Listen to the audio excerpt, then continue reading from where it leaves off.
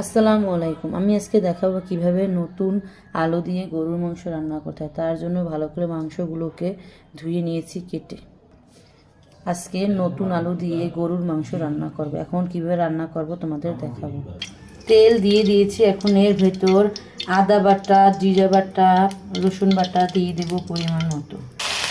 এর ভেতর এখন আমি পেঁয়াজ কুচি দিয়ে দেবো। এটাকে ভালো করে লাল লাল করে ভেজে নেব। এলাচ দারচিনি দিয়ে দেবো পরিমাণ মতো পানি দিয়ে দেবো মশলা কষানোর জন্য। এর ভেতর আমি হলুদের গুঁড়ো, মরিচের গুঁড়ো, লবণ পরিমাণ মতো দিয়ে দেবো মশলা কষানোর জন্য।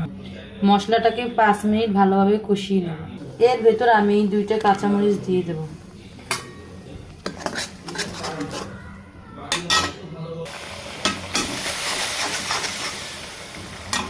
মশলা কষানো শেষে এর ভেতর আমি মাংসগুলো দিয়ে দেবো।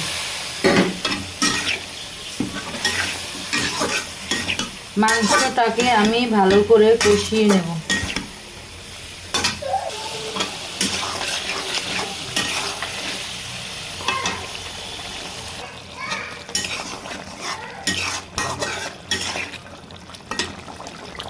আলুগুলো দিয়ে দেবো কষানোর জন্য।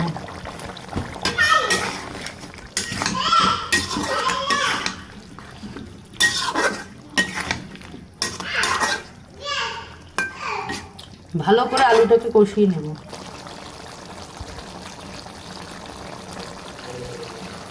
রান্না করার জন্য পরিমাণ মতো পানি দিয়ে দেব। পানি দিয়ে দিয়েছি, এখন ঢাকনা দিয়ে 5 মিনিটের জন্য ঢাকনা দিয়ে ঢেকে রাখবো মাংসগুলো সিদ্ধ হওয়ার জন্য।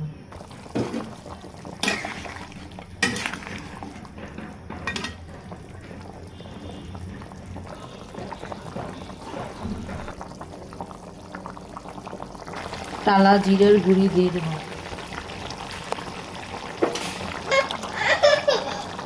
আমি এটাকে ঝোল ঝোল রান্না করব। আমার রান্না শেষ। আমার রান্না ভালো লাগলে লাইক, কমেন্ট, শেয়ার করে দিবেন এবং চ্যানেলটাকে সাবস্ক্রাইব করে দেবেন।